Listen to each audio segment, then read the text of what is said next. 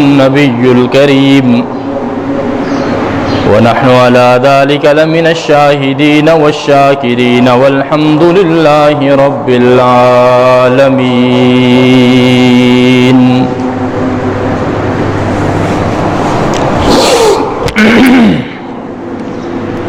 سارے حضرات مل کر درود پاک پڑھ لیں. اللہم صل علی سیدنا و مولانا محمد وعلی آل سیدنا و مولانا محمد وبارک وسلم ثم صل علیہ.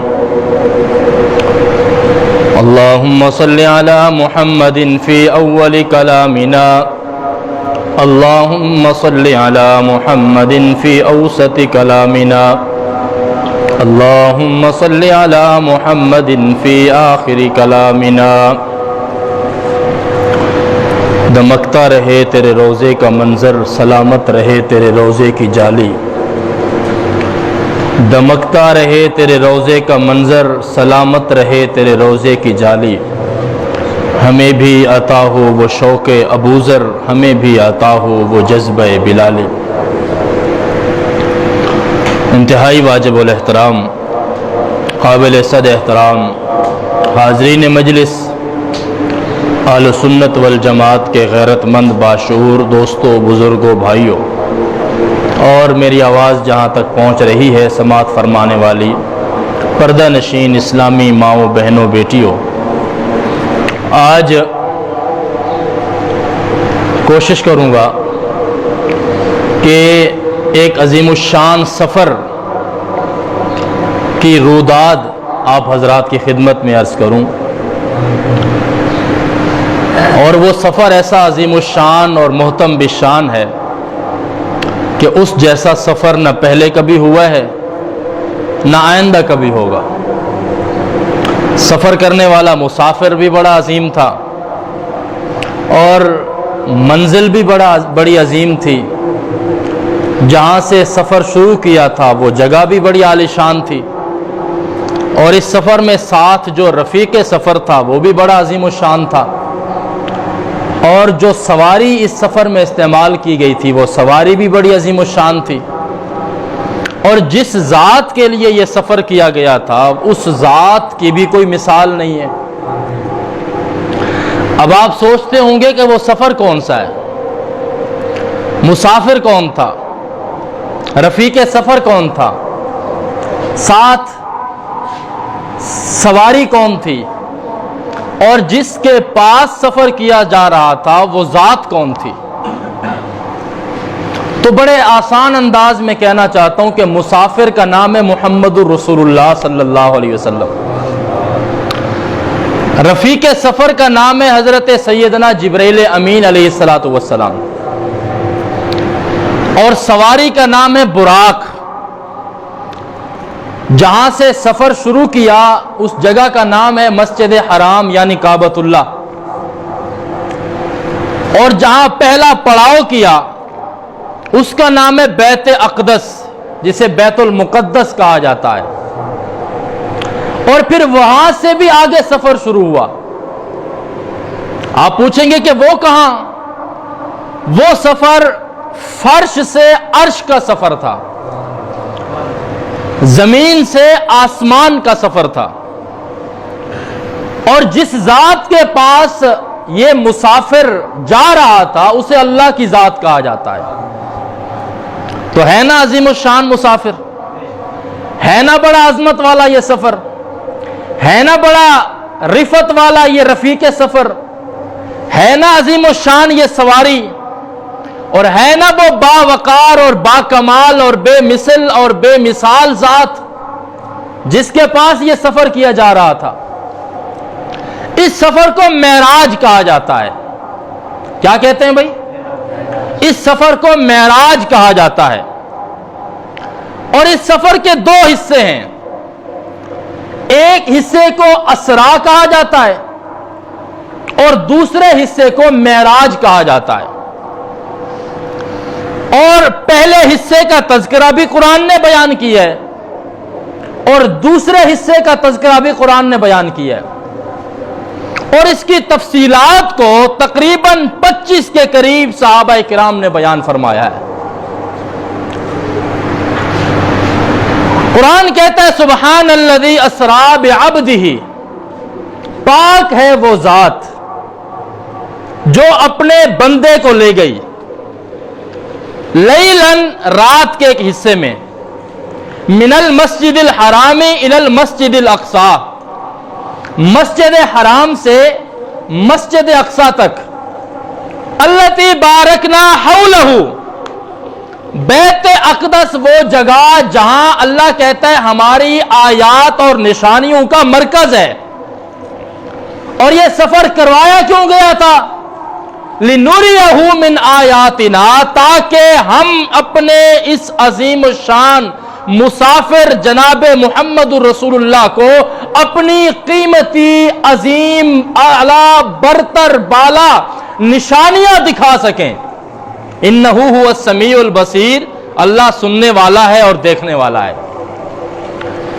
اللہ کہتا ہے میں نے مسجد حرام سے سفر شروع کرایا اور بیت المقدس تک لے گیا، اور پھر بیت المقدس میں اہتمام یہ کیا کہ تمام سابقہ انبیاء کو جمع فرمایا، اور جمع کرنے کے بعد محمد الرسول اللہ کو ان تمام انبیاء کا امام بنا کر تمام انبیاء کو محمد الرسول اللہ کا مقتدی بنایا۔ مصلی امامت کے اوپر آمنہ کے لال کو کھڑا کیا، پیچھے صفوں میں جناب آدم سے لے کر جناب عیسیٰ علیہ السلام تک تمام انبیاء اور تمام رسولوں کو کھڑا کیا، جس سے یہ میسج اور پیغام دیا کہ جو جو آج کی اس نماز میں محمد رسول اللہ کے پیچھے کھڑے ہو کر نماز ادا کر رہا ہے، انہی کو نبی کہا جائے گا، انہی کو رسول کہا جائے گا، اور جو جو اس مسجد میں نبی آخر الزمان کے پیچھے مصلی امامت کے پیچھے اقتداء کے اندر کھڑے ہو کر نماز میں شریک نہیں ہے، قیامت تک وہ کھڑا ہو کر بھی ہزار دعوے کرتا رہے کہ میں بھی نبی ہوں، میں بھی رسول ہوں، وہ جھوٹا تو ہو سکتا ہے، اللہ کا نبی کبھی نہیں ہو سکتا ہے۔ 25 صحابہ کرام نے اس سفر کو بیان کیا ہے، اور مسجد حرام سے بیت المقدس تک کا جو سفر ہے اسے کہا جاتا ہے اسرا۔ کیا کہا جاتا ہے؟ اسرا۔ اور بیت المقدس سے پہلے آسمان تک نہیں، دوسرے آسمان تک بھی نہیں، یہ منزل تیسرا آسمان بھی نہیں، چوتھا پانچواں چھٹا بھی نہیں، ساتواں آسمان بھی نہیں، سدرۃ المنتہا سے بھی آگے اللہ کی ذات نے جہاں تک چاہا اس مسافر کو اپنے پاس بلایا، راز و نیاز کی باتیں کی۔ اس دوسرے سفر کو معراج کہا جاتا ہے۔ کیا کہا جاتا ہے بھائی؟ معراج کہا جاتا ہے۔ اب یہ سارا سفر معجزہ ہے۔ یہ سارا سفر کیا ہے بھائی؟ معجزہ ہے۔ اور معجزہ کس کو کہتے ہیں؟ اللہ تعالی اپنے رسولوں کو، اپنے نبیوں کو جب دنیا میں بھیجتا ہے تو اپنے انبیاء کو چند نشانیاں دے کر بھیجتا ہے، چند امور دے کر بھیجتا ہے، چند ایسی خوبیاں دے کر بھیجتا ہے کہ وہ خوبیاں، وہ کمالات، وہ استعارات اور وہ کمالات صرف اور صرف اللہ کا وہ پیغمبر اور رسول کر سکتا ہے، کوئی اور بندہ نہیں کر سکتا۔ اور وہ خرق عادت کے طور پر، یعنی عادت کے خلاف چند امور کا ظاہر ہو جانا، یہ صرف اور صرف اللہ کے نبی کے ہاتھوں پر ہوتا ہے۔ اور یہی چیز اگر اللہ کے نبی کے علاوہ کسی اور شخص کے ہاتھ پر ظاہر ہو، جسے ولی کہا جاتا ہے، جسے اللہ کا پروردہ، اللہ کا قریب کہا جاتا ہے، جسے اللہ کا دوست کہا جاتا ہے، اگر یہی کام خلاف عادت اس ولی کے ہاتھ پر ظاہر ہو اسے کرامت کہا جاتا ہے، اور اگر یہی کام کسی بد کردار کے ہاتھوں پر ظاہر ہو تو اسے استدراج کہا جاتا ہے۔ کیا کہا جاتا ہے؟ اگر نبی کے ہاتھ پر ظاہر ہو تو نام کیا ہے؟ معجزہ۔ کیا نام ہے؟ کیا نام ہے؟ نبی بیٹھے ہیں، آسمان سے بادل اترا، سایہ کرنا شروع کر دیا، یہ معجزہ ہے۔ نبی بیٹھے ہیں، صحابہ کو پانی کی طلب ہوئی، نبی کے ہاتھوں سے پانی کے چشمے جاری ہو گئے، یہ معجزہ ہے۔ نبی اکرم چل رہے ہیں، راستے پر چلتے ہوئے پتھر کہتے ہیں السلام علیکہ یا رسول اللہ، یہ معجزہ ہے۔ نبی چلتے ہیں، راستے کے پتھر موم بن جاتے ہیں، یہ معجزہ ہے۔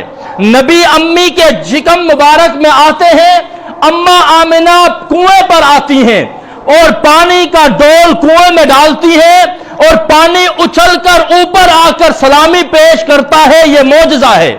نبی اکرم لکڑی کا سہارا لگا کر خطبہ دیتے ہیں، صحابہ منبر لے آتے ہیں، نبی وہ لکڑی کا سہارا چھوڑ کر منبر پر تشریف لے آتے ہیں، وہ لکڑی نبی کے فراق میں رونا شروع کر دیتی ہے، یہ معجزہ ہے۔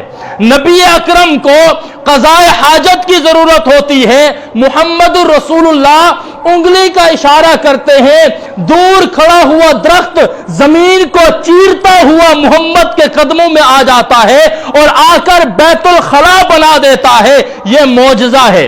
نبی اکرم قضاء حاجت کرتے ہیں، فضلہ ہوتا ہے، نبی چلے جاتے ہیں، کوئی اور اسی جگہ پر آتا ہے، نبی کے فضلات ظاہر نہیں ہوتے، اما عائشہ پوچھتی ہیں یا رسول اللہ بیت الخلا سے باہر آئے ہو لیکن زمین پر آپ کے پخانے کی کوئی چیز کو نشانی ظاہر نہیں ہوئی، اللہ کے نبی کہتے ہیں ہم جو فضلات کرتے ہیں نبی اسے نگل جاتی ہے، اسے معجزہ کہتے ہیں۔ نبی اکرم صلی اللہ علیہ وسلم سفر شروع کرتے ہیں، زمین سکڑنا شروع ہو جاتی ہے، اسے معجزہ کہتے ہیں۔ صحابی جہاد لڑتے ہوئے تلوار ٹوٹ جاتی ہے، پیغمبر کے سامنے شکایت کی جاتی ہے کہ یا رسول اللہ تلوار ٹوٹ گئی، پیغمبر لکڑی اٹھا کر صحابی کو دے دیتے ہیں، صحابی وہ لکڑی اٹھا کر جہاد میں شامل ہو جاتا ہے، وہ لکڑی تلوار بن کر تلوار کا کام کرتی ہے، اسے معجزہ کہا جاتا ہے۔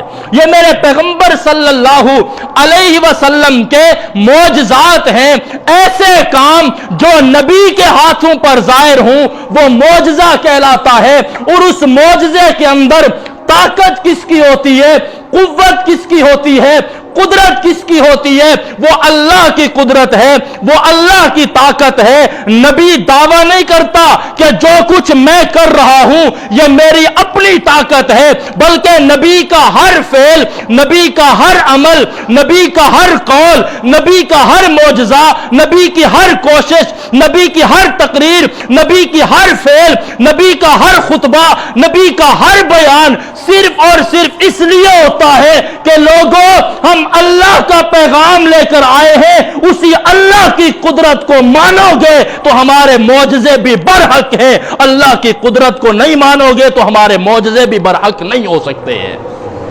یہ معجزہ ہے۔ کیا ہے بھائی؟ کیا ہے بھائی؟ معجزہ۔ اور یہی کام اگر ولی کے ہاتھ پر ظاہر ہو جائے تو اسے کرامت کہا جاتا ہے۔ کیا کہا جاتا ہے؟ کرامت کہا جاتا ہے۔ اور یہی کام جو خلاف عادت ہو، کسی بدمعاش کے ہاتھ پر ظاہر ہو جائے تو یہ استدراج کہلاتا ہے۔ کیا کہلاتا ہے بھائی؟ وہ کیا کہلاتا ہے؟ استدراج کہہ لو۔ کیا کہتے ہیں؟ استدراج۔ نبی کے ہاتھ پر ظاہر ہو تو معجزہ، ولی کے ہاتھ پر ظاہر ہو تو کرامت، بدمعاشوں کے ہاتھ پر ظاہر ہو تو استدراج۔ اور یہ خلاف واقعہ، خلاف عادت کچھ ایسے امور ظاہر ہو جاتے ہیں جنہیں معجزہ بھی کہا جاتا ہے، کرامت بھی کہا جاتا ہے۔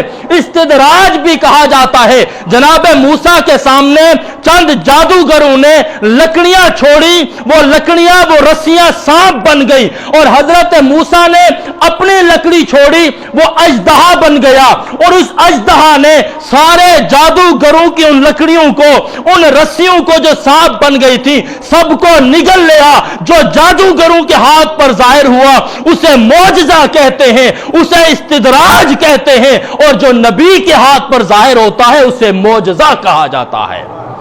کیا کہا جاتا ہے بھائی؟ آپ بولتے رہا کرو یار، سبحان اللہ کہہ دیا کرو، اور سبحان اللہ کہو گے تو آپ کو سبحان اللہ کی ایک بات بتاتا ہوں۔ سبحان اللہ کیا ہوتی ہے؟ سبحان اللہ کتنی اونچی شان ہے۔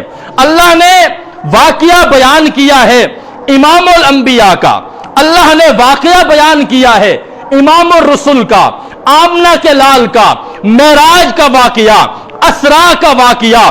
معراج کیا ہے؟ میرے پیغمبر فرماتے ہیں میں اپنے گھر میں آرام فرما تھا، یا ام ہانی کے گھر میں سو رہا تھا، یا مطاف کے اندر حتیم والی جگہ پر میں سو رہا تھا، جناب جبرائیل تشریف لائے اور آ کر مجھے جگایا۔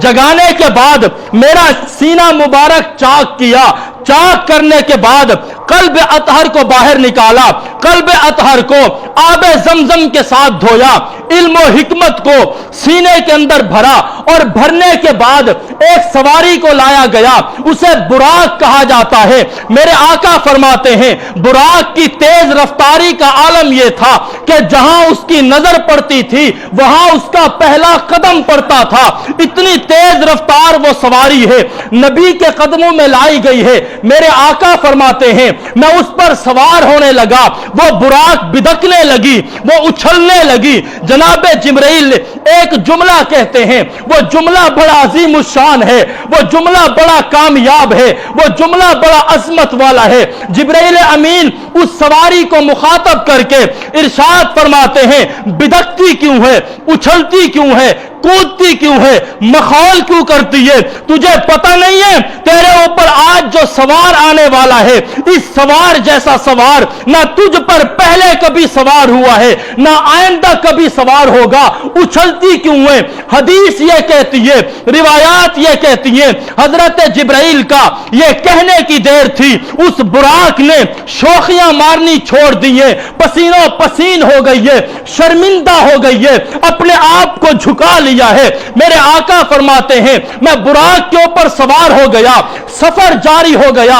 میرے پیغمبر کو اللہ نے معراج کا سفر کروایا ہے۔ یہ سفر کتنا عظیم الشان ہے، اس میں کیا کیا حکمتیں ہیں، اس میں کیا کیا برکتیں ہیں، اس میں کیا کیا نعمتیں ہیں، اس میں کیا کیا عنایات ہیں، اس میں کیا کیا احسانات ہیں، اس میں کیا کیا رحمتوں کا نزول ہوا ہے، اس میں کتنی بڑی نعمتیں ہوئی ہیں۔ جناب جبرائیل ساتھ ہیں، محمد رسول اللہ سواری پہ سوار ہیں، بیت المقدس تک جاتے ہوئے راستے میں میرے پیغمبر نے بہت سارے مشاہدات دیکھے ہیں۔ مشاہدہ اسے کہا جاتا ہے جو اپنی آنکھوں سے دیکھا جائے۔ میرے پیغمبر نے اپنی آنکھوں سے جو کچھ خطبوں میں کہتے تھے، جو بیان کرتے تھے، جو الفاظ میں کہتے تھے، لوگوں چغل خوری نہ کرو، لوگوں شراب نہ پیو، لوگوں زنا نہ کرو، لوگوں بدکاری نہ کرو، لوگوں بے پردگی نہ کرو، لوگوں بدماشیاں نہ کرو، لوگوں چوریاں نہ کرو، لوگوں ڈکیتیاں نہ کرو۔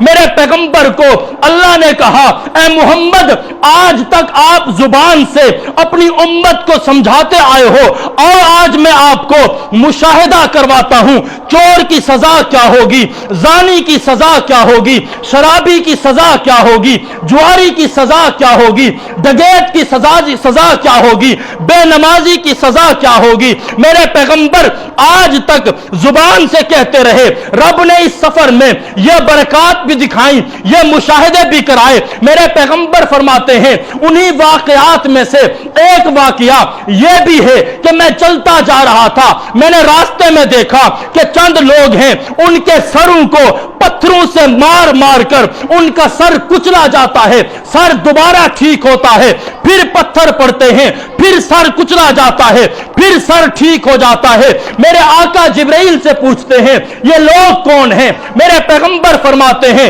या रसूल अल्लाह, ये वो लोग हैं जो नमाज नहीं पढ़ते, ये वो लोग हैं जो नमाज में सुस्ती करते हैं, ये वो लोग हैं जो आजान सुनने के बाद मस्जिद में नहीं आते, ये वो लोग हैं जो आपकी बातों की सच्चाई को नहीं मानते।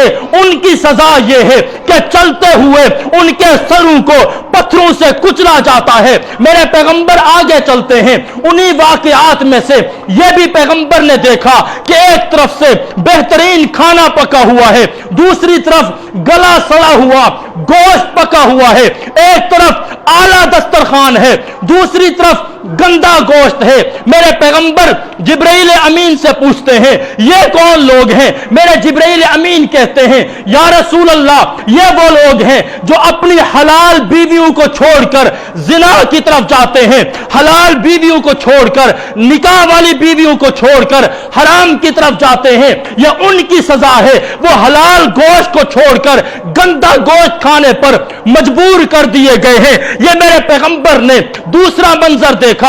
आगे चलते हुए मेरे पैगंबर ने देखा चंद लोग हैं, उनके पेट कमरे से भी बड़े बड़े पेट हैं, वो घसीटते हुए नजर आते हैं। मेरे पैगंबर पूछते हैं ये कौन लोग हैं? या रसूल अल्लाह, ये वो लोग हैं जो दुनिया में सूद खाते थे, आपने मना किया, रब ने मना किया, हदीस ने मना किया, ये रुकने वाले नहीं थे। इन्होंने सूद को हलाल समझकर सूदी माल खाते रहे, सूद के मामलात करते रहे, रब की बात को नहीं माना। सजा के तौर पर पेट इतने बड़े हो गए कि इनके पेट में आपको सांप भी नजर आते हैं, आपको बिच्छू भी नजर आते हैं। उन्हीं मनाजिर में से मेरे पैगंबर ने यह मंजर भी देखा है कि जो लोग ज़कात नहीं देते हैं उन्हीं में से वो लोग भी हैं जो जहन्नम के अंगारे खाते हैं, जो जहन्नम के अंदर अंगारे खाने पर मजबूर हैं। मेरे पैगंबर पूछते हैं ये कौन लोग हैं? या रसूल अल्लाह, ये वो लोग हैं जो ज़कात अदा नहीं किया करते थे। मेरे पैगंबर आगे चलते हुए अल्लाह ने बड़ी अजीम चीजें दिखाई हैं, बड़े अजीम मुशाहिदे कराए हैं। जानी को सजा में देखा, शराबी को सजा देखी, और शराबी किस तौर पर सजा में गिरफ्तार था पैगंबर को दिखाया, जानी किस तौर पर सजा में गिरफ्तार था पैगंबर को दिखाया, शराबी की सजा क्या थी पैगंबर ने देखा, जुआरी की सजा क्या थी पैगंबर ने देखा, जिनाकार की सजा क्या थी पैगंबर ने देखा, बेनमाजी की सजा क्या थी पैगंबर ने देखा, पड़ोसियों के ख्याल न करने वाले की सजा क्या थी पैगंबर ने देखा, अल्लाह के बागियों की सजा क्या थी पैगंबर ने देखा, नबी के बागियों की सजा क्या थी पैगंबर ने देखा, बेनमाजी की सजा क्या थी पैगंबर ने देखा। जो कुछ मेरा पैगंबर अपने बयानों में कहता था, खुतबों में कहता था, जुमलों में कहता था, आयात में कहता था, अहादीस में कहता था, अल्लाह ने मुशाहिदे कराकर एक एक चीज का मंजर अपने पैगंबर को दिखा दिया। नबी ने कहा चोरी ना करो सजा मिलेगी, अल्लाह ने कहा या आए महबूब आपको दिखाता हूं सजा कैसे दूंगा। नबी ने कहा जिना ना करो सजा मिलेगी, हमने नहीं माना, नबी को अल्लाह ने मुशाहिदा करके दिखाया कि यूं सजा दूंगा। नबी ने कहा ज़कात अदा करो, हम ज़कात के ऊपर सांप बनकर बैठ गए, अल्लाह ने मुशाहिदा करके दिखाया कि यूं सजा दूंगा।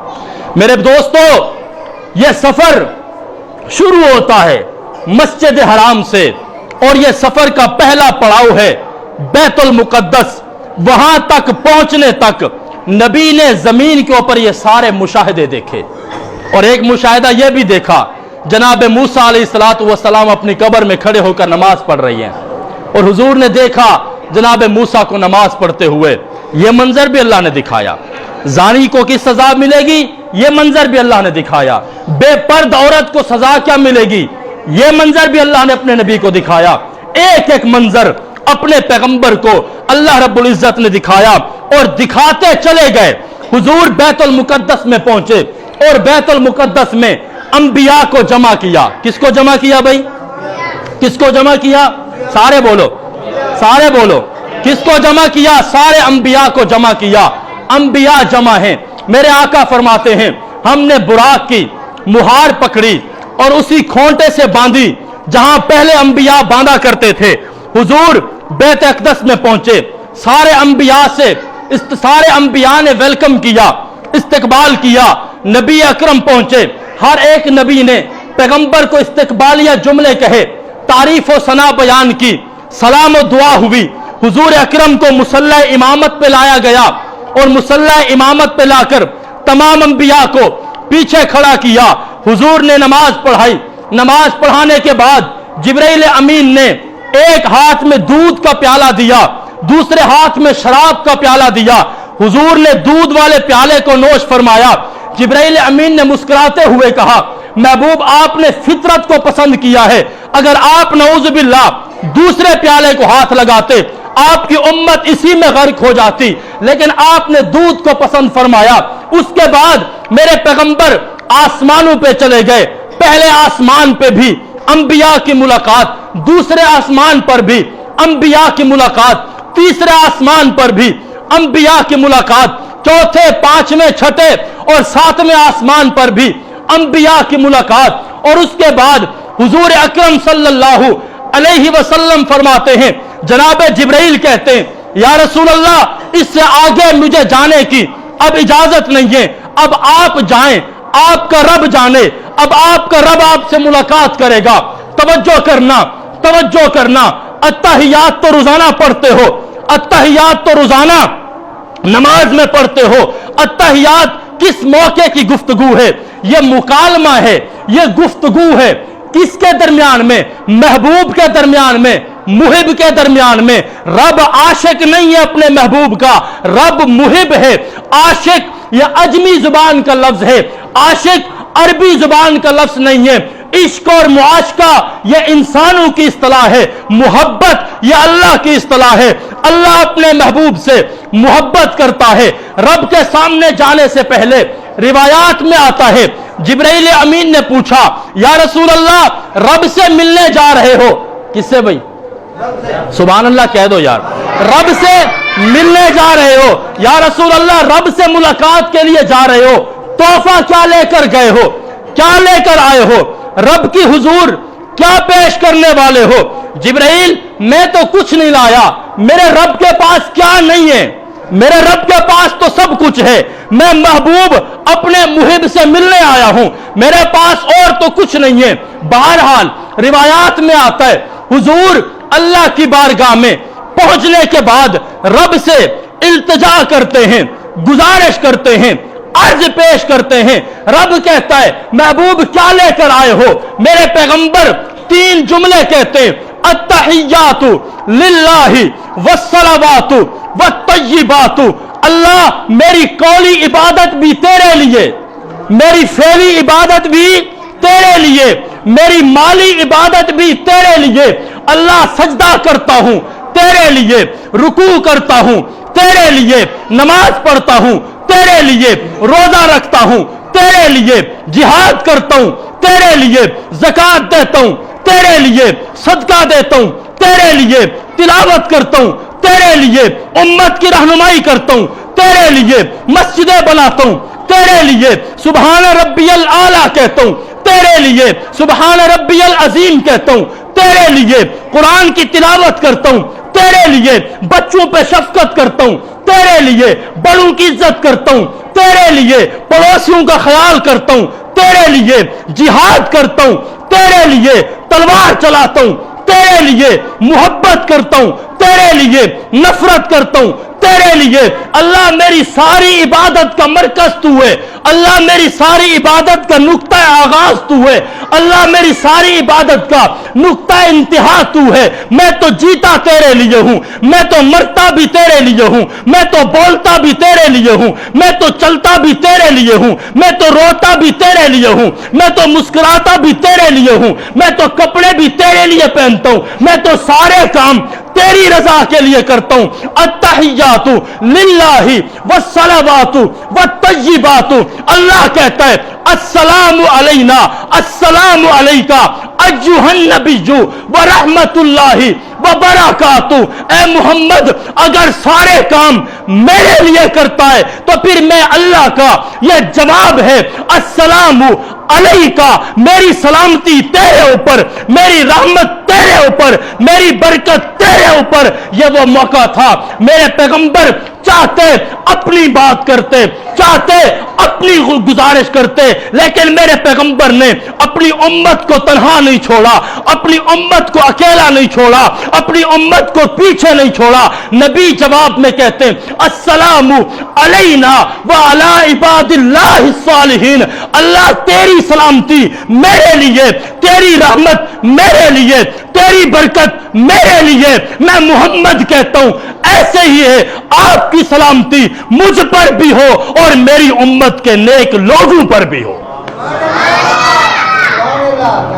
बड़ी दरबार में जाओ ना, बड़ी दरबार में जाओ तो बंदा भूल जाता है। ऊंचे दरबार में जाओ अपने बच्चे भी भूल जाता है, अपने फॉलोवर्स भूल जाता है, अकीदतमंदों को भूल जाता है, कारकुनों को भूल जाता है, अपनी जमात को भूल जाता है। लेकिन यह हमना का लाल है, अल्लाह की बारगाह में गया, अल्लाह ने कहा क्या लाया है? अत्तहियातु लिल्लाहि वस्सलावातु वत्तय्यिबातु, अल्लाह मेरी कौली इबादतें तेरे लिए। सुभान अल्लाह तो कह दो यार। मेरी कौली इबादतें तेरे लिए, मेरी माली इबादतें भी तेरे लिए, मेरी फेली इबादतें भी तेरे लिए। जवाब में अल्लाह कहता है अस्सलामु अलैका अय्युहन नबिय्यु, अल्लाह के नबी तुझ पर सलामती हो, अल्लाह की रहमत हो, अल्लाह की बरकतें हूं। जवाब में मेरे आका फरमाते हैं अस्सलामु अलैना व अला इबादिल्लाहि सालिहीन।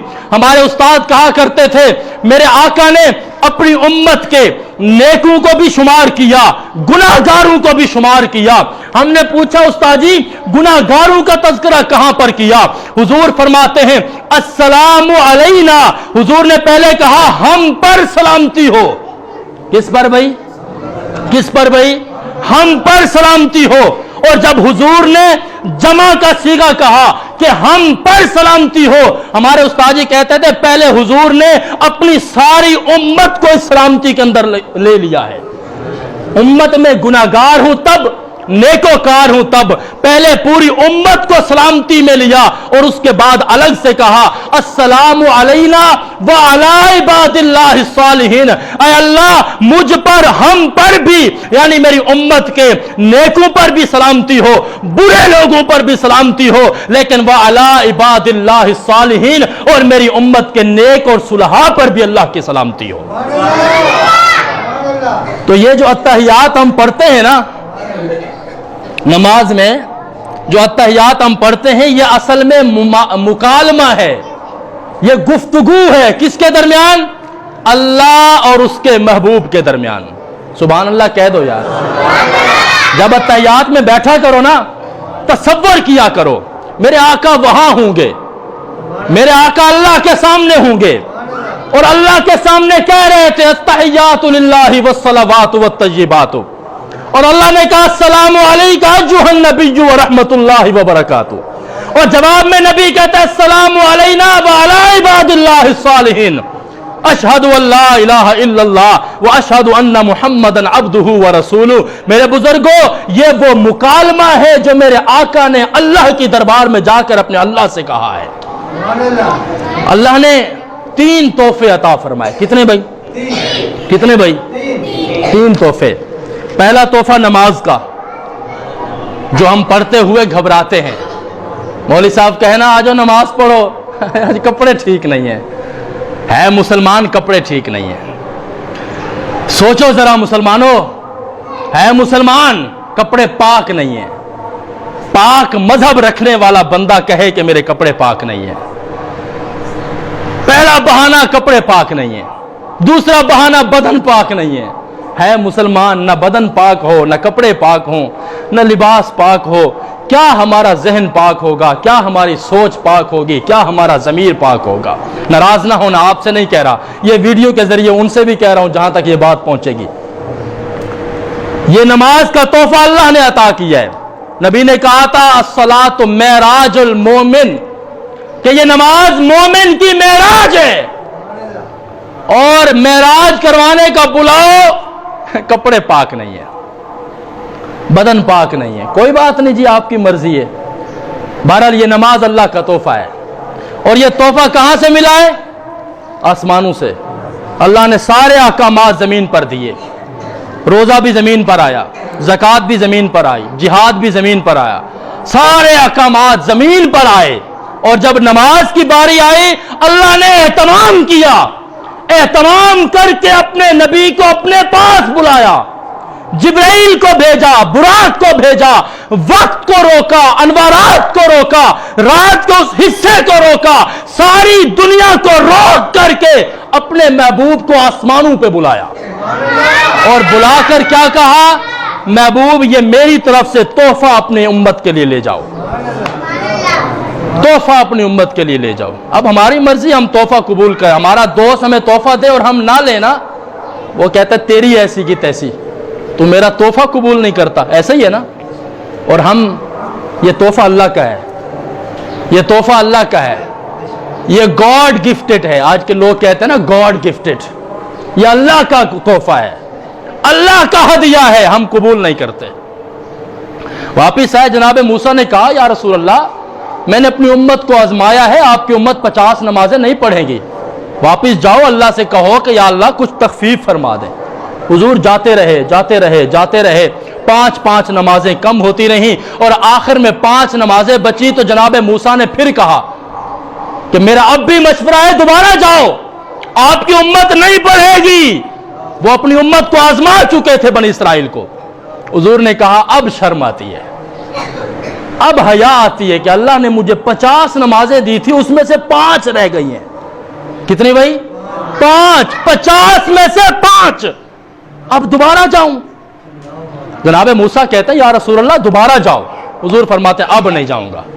اب جب اللہ نے دیکھا نا کہ میرا محبوب ادھر اپنی امت کو دیکھتا ہے، ادھر جناب موسیٰ کے مشورے کو دیکھتا ہے، ادھر مجھ اللہ کے پاس آنے سے شرماتا ہے، اللہ نے کہا پیغمبر اگر تو میرے پاس دوبارہ نہیں آتا نہ، میں اللہ بھی تجھ محمد کی عظمتوں کی قسم کھا کے کہتا ہوں اگر تیری امت 50 نہیں پڑھتی، 5 بھی پڑھ لے تو 50 کا ثواب عطا کروں گا۔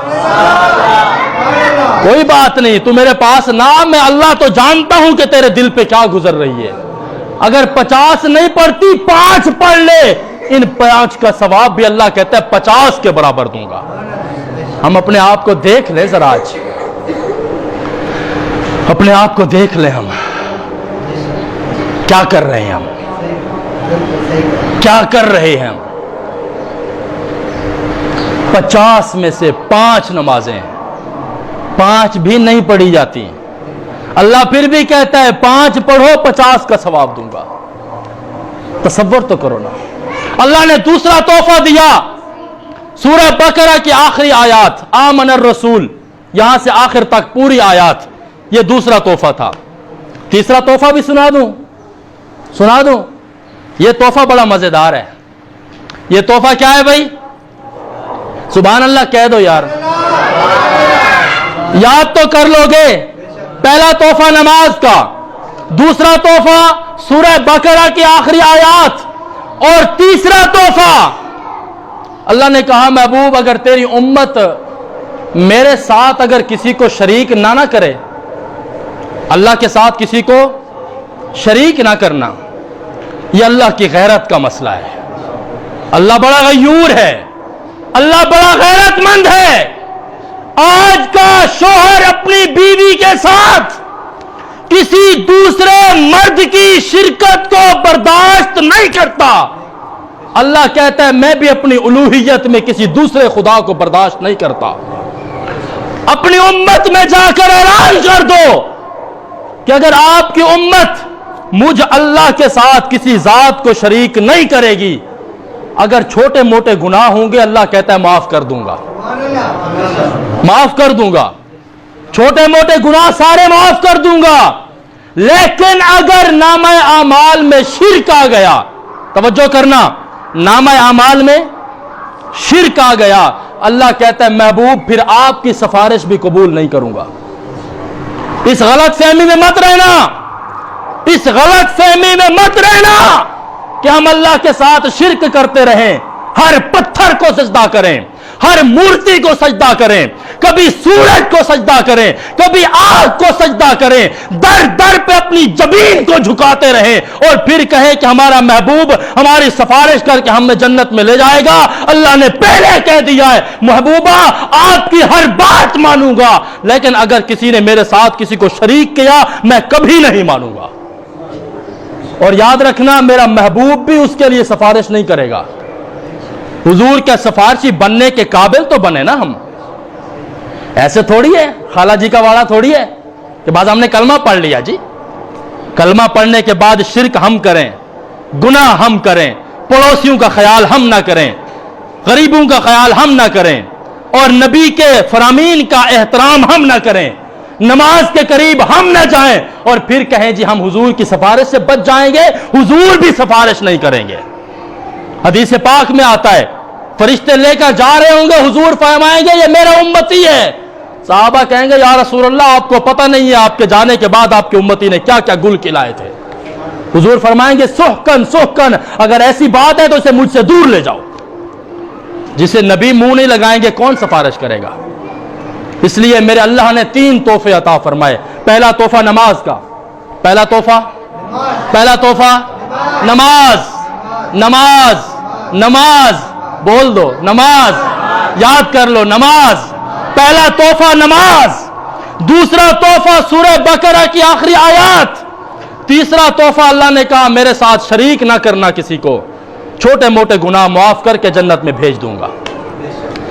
راز و نیاز کی باتیں ہو گئی، حضور واپس تشریف لے آئے، حضور واپس تشریف لے آئے، وقت ختم ہو گیا، وقت ختم ہو گیا۔ وہ کہتے تھے کہ مولوی عام باشد کے چپ نہ شد، مولوی وہ ہوتا ہے جو چپ نہ کرے، اور مولوی کے ہاتھ میں جب مائک آتا ہے نا تو پھر آپ بھی اسی وقت اس کے ہاتھے چڑھتے ہو۔ جب تک مولوی کے ہاتھ میں مائک نہیں ہوتا آپ اس کے قریب نہیں آتے، دور دور بھاگتے ہو۔ یہی تو موقع ہوتا ہے تمہیں منوانے کا۔ حضور آسمان کی سیر کی، بیت اقدس میں پہنچے، انبیاء کی امامت کروائی، جنت کو دیکھا، جہنم کا مشاہدہ کیا، سدرۃ المنتہا کو دیکھا، بیت معمور کو دیکھا، پہلے دوسرے تیسرے چوتھے چھٹے ساتویں سارے آسمانوں کو دیکھا، اور دیکھنے کے بعد اب میرا محبوب واپس اپنے گھر کو لوٹا۔ صبح اٹھے تو محبوب نے کہا کہ رات کے ایک حصے میں یہاں سویا ہوا تھا، فرشتے نے اٹھایا، اٹھنے کے بعد مجھے براق پہ سوار کیا اور 40 دن کا سفر ایک لحظے میں طے کیا، بیت اقدس میں پہنچے، 7ویں آسمان سے بھی اوپر اللہ کے پاس گئے، جنت کو دیکھا، جہنم کو دیکھا اور واپس آ گیا ہوں۔ یہی تو آزمائش کی گھڑی تھی۔ ماننے والوں نے ابو بکر صدیق بننا تھا اور نہ ماننے والوں نے ابو جہل بننا تھا۔ جب حضور نے کہا تو مشرکین مکہ نے کہا بڑی عجیب باتیں کرتا ہے، ایک لحظے میں کیسے ہو سکتا ہے؟ ایک لحظے میں یہ سارے بھاگے ابو بکر کے پاس۔ اچھا جب بھی کوئی ایسا مسئلہ ہوتا یہ سارے بھاگتے وہیں تھے، انہیں پتا ہوتا تھا کہ اس مسئلے کا حل ابو بکر کے پاس ہے۔ ابو جہل آیا، پوری کمپنی کو لے کر آیا، Abu Jahl and sons, Abu Jahl and brothers, Abu Jahl and companions, اس کے بیٹے بھائی اس کے ماننے والے سارے مل کے ابو بکر کے پاس آ گئے۔ ابو بکر تمہیں پتا ہے؟ جی بولو کیا پتا ہے؟ تمہارا ایک بندہ کہتا ہے ایک رات کے لحظے میں یہ سارا سفر کر کے واپس آ گیا ہوں۔ ابو بکر نے کہا بکواس نہ کر، یہ بتا کہا کس نے ہے؟ توجہ ہے؟ ابو بکر صدیق نے فرمایا بکواس نہ کر، یہ بتا کہا کس نے ہے؟ ابو جہل نے کہا تو چھوڑ یہ ساری باتیں، یہ بتا بھلا پاسبل ہے، ممکن ہے کہ ایک بندہ کہتا ہے رات کے ایک لحظے میں یہ سارا سفر کر کے آ گیا ہوں؟ ابو جہل نے کہا یہ تو جواب بعد میں دوں گا، پہلے یہ بتا کہتا کون ہے؟ ابو بکر کو پتا تھا نا یہ چولی مارے گا، اسے پتا تھا یہ کچھ کرے گا۔ ابو بکر نے کہا بتا کہتا کون ہے؟ ابو بکر نے کہا ویسے تو ممکن نہیں ہے، لیکن اگر ابو جہل نے جواب میں کہا نا کہ محمد کہتا ہے، ابو بکر نے جواباً کہا ویسے تو ممکن نہیں ہے جیسا تو کہہ رہا ہے، لیکن اگر محمد الرسول اللہ کہتا ہے پھر 100% سچ کہتا ہے۔